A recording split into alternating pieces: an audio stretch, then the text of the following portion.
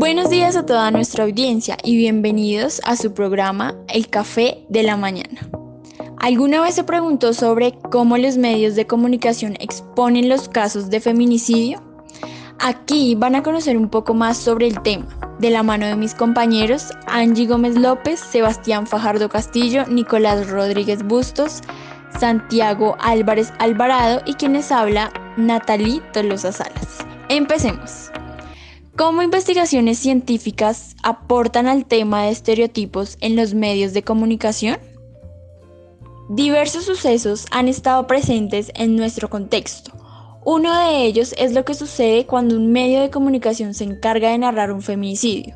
En la actualidad, estos casos han estado marcados por diversos estereotipos que se van creando a medida que va pasando el tiempo y que no son para nada alentadores, puesto que están justificando estos hechos, creando imaginarios sociales en donde se normaliza la violencia y cotidianamente van reforzando esta postura.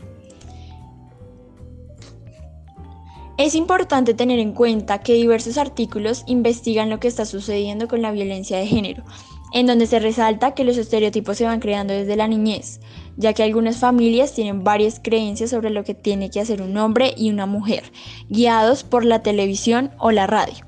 Diferentes frases como los hombres no lloran o las mujeres son las que tienen que quedarse en la casa a cuidar a los hijos son solo el comienzo de este espacio tan grande en donde se forjan pensamientos incorrectos y que se van heredando, ya que vivimos en una sociedad que aún piensa de esta manera. En las siguientes aproximaciones de investigaciones sobre los medios de comunicación y los casos de feminicidios, podremos evidenciar la importancia y la influencia que estos tienen sobre la sociedad y la manera en que se van creando estereotipos a partir de lo que visualizamos y escuchamos. Podríamos hacernos la pregunta, ¿medios que matan? En el recorrido por estos escritos también podremos evidenciar que no toda la culpa la tienen los medios. Cada uno es responsable de lo que ve y de lo que piensa. Por ende, cada acción trae consigo una consecuencia, positiva o negativa. Creo que sí, Natalie, es una realidad que está marcada por mucha violencia y cada vez son más los casos que se evidencian en el mundo. Para entender un poco más, vamos a hablar de algunos conceptos que debemos tener en cuenta para entender este tema tan importante, basándonos en el estado del arte que construimos identificando el marco conceptual. El primer concepto es feminicidio. Este es un delito autónomo por la Ley 1761 de 2015. Hace alusión a la conducta realizada con el propósito de matar a una mujer por el hecho de ser mujer o por su condición de identidad de género. Así, este delito constituye un acto de violencia y discriminación contra la mujer. Existen diferentes tipos de feminicidio y aquí vamos a mencionar algunos. Feminicidio familiar. Asesinato de uno o varios miembros de la familia cometido por un hombre. Está basado en relaciones de parentesco entre víctimas y victimario.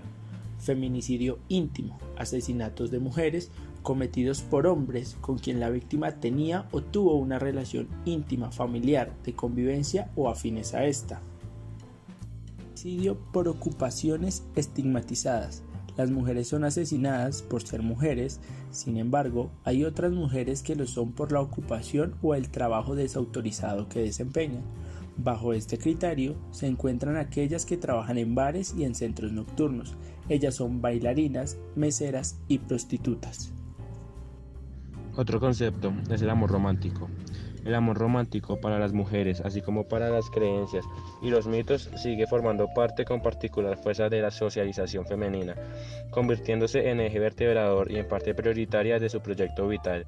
Así, la consecución del amor y su desarrollo, el enamoramiento, la relación de pareja, el matrimonio, el cuidado del otro, entre otros, siguen siendo el eje en torno al cual gira su modo completo de vida, o casi completo, la vida de muchas mujeres, mientras en la vida de los hombres lo prioritario sigue siendo el reconocimiento social y en todo caso el amor o la relación de pareja suele ocupar un segundo plano. La comunicación es un proceso de intercambio de información que es a menudo menospreciado por muchos.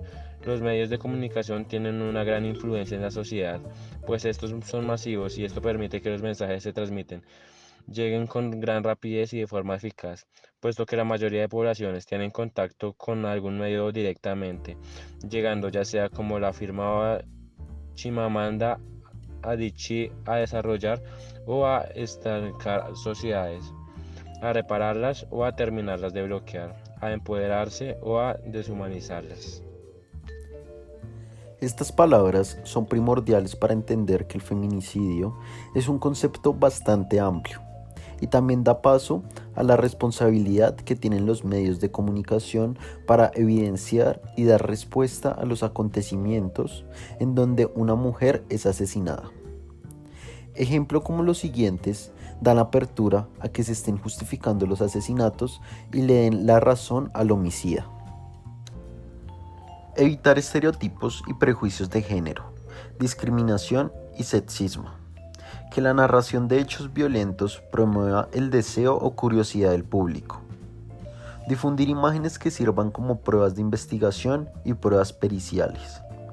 Difundir datos de la víctima y personas cercanas que entorpezcan la investigación. El contenido machista y violento es lo que más ronda los medios. Este contenido, en su mayoría, ha sido apropiado y normalizado por la televisión.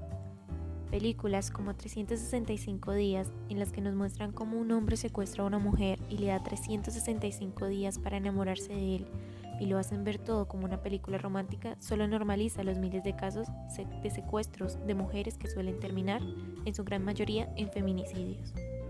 En la película, Máximo, el protagonista, secuestra a la ejecutiva Laura, debido a las alucinaciones que había tenido cuando estuvo debatiéndose entre la vida y la muerte.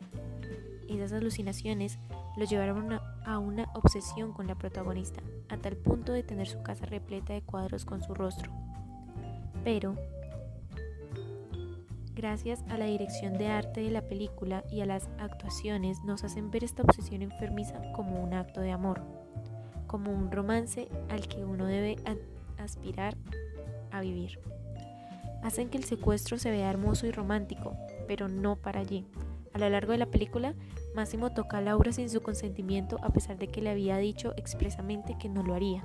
También le da 365 días para que se enamore de él, lo cual parece más a que él estuviese esperando a que el síndrome de Estocolmo hiciera efecto en ella para poder tenerla con él por siempre.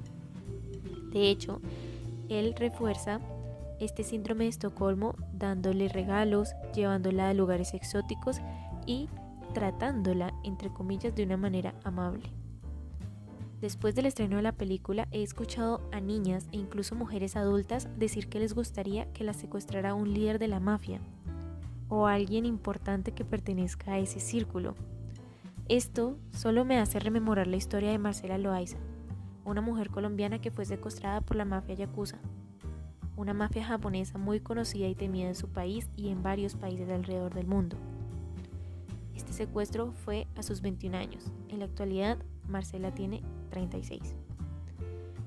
Ella fue violada por toda la mafia yakuza y luego fue obligada a trabajar como trabajadora sexual, viéndose forzada a acostarse con 20 hombres al día mínimo, a quienes no les importaba si estaba llorando, si suplicaba que pararan, si estaba en pésimas condiciones, si se veía maltratada. Luego de 18 meses de encierro, de violaciones y torturas, de vivir en situaciones precarias junto a muchas otras mujeres, logró salir de allí gracias a que logró convencer a uno de sus clientes más frecuentes de que le ayudara a escapar. Él le dio una peluca y ropa para que lograra hacerlo. Ella salió corriendo a la embajada colombiana y logró salir de Japón. Pero este no es el caso de todas las víctimas de trata de blancas. No es el caso de todas las mujeres que son secuestradas en las calles. No es el caso de los miles de secuestros que terminan en feminicidios. Muchas de las mujeres que han sido secuestradas y que han sido forzadas a trabajos sexuales terminan siendo asesinadas y siendo metidas en bolsas de basura o arrojadas a alguna zanja. Tras esta investigación, logro comprender que como sociedad debemos de apropiarnos, conocer y entender a profundidad el término feminicidio, ya que no es una problemática o una situación que solo afecte al género femenino, sino que nos afecta a todos como sociedad, ya que se ven vulnerados los derechos humanos. Debemos procurar que estos casos no se vuelvan cotidianos, que no se nos vuelvan una costumbre y al contrario, hacer como sociedad que cada día se vele más por los derechos y el bienestar de la mujer, disminuyendo los casos y la vulnerabilidad que a diario estas mismas tienen que vivir. Como conclusión podemos ver que el secuestro y demás actos violentos han sido normalizados e incluso romantizados a lo largo de la historia de los medios de comunicación. Esto es algo que no debería seguir pasando y que de hecho en pleno 2020 no debería seguir siendo normalizado en la televisión. Y el caso de 365 días nos demuestra que no hemos aprendido nada y que debemos seguir evolucionando y pensando qué clase de contenido queremos mostrar, qué clase de cosas vamos a normalizar y qué clase de cosas debemos excluir y cómo debemos mostrar estos casos. El secuestro no debe ser normalizado, la violación no debe ser romantizada y el cuerpo femenino no debe ser vendido como carne a los hombres. En los artículos podemos evidenciar estas palabras: violencia a la mujer y feminicidio sexual, que sirven para realizar un análisis de cómo se vive el feminicidio en la sociedad actual y si sería necesario implementar otra ley para judicializar este tipo de hechos. El feminicidio es algo muy frecuente en las sociedades, los cuales suceden mayormente por motivaciones sexuales, en donde a veces las consecuencias de estos sucesos no son las adecuadas.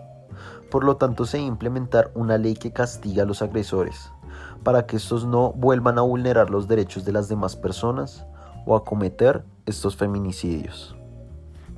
Totalmente de acuerdo, Nicolás. Además, no es un tema nuevo.